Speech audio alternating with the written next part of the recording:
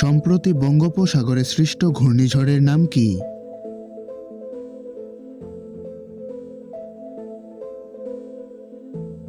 সম্প্রতি বঙ্গোপসাগরে সৃষ্ট ঘূর্ণিঝড়ের নাম হল রিমাল। ঘূর্ণিঝড়টির নাম রিমাল দেয় কোন দেশ?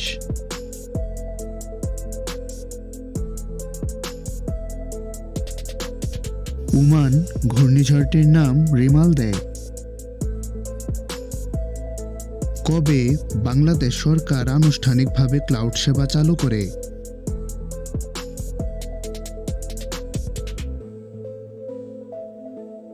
বাংলাদেশ সরকার 6 মে 2024 আনুষ্ঠানিকভাবে ক্লাউড সেবা চালু করে। বাংলাদেশের কোথায় 2500 বছরের পুরনো বাণিজ্য কেন্দ্র আবিষ্কৃত হয়?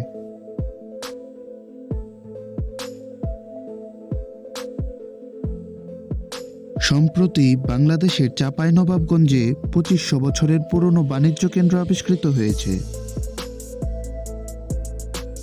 বিশ্ব অভিবাসন 2024 অনুযায়ী বর্তমানে রেমিটেন্স প্রাপ্তিতে বাংলাদেশের অবস্থান কত?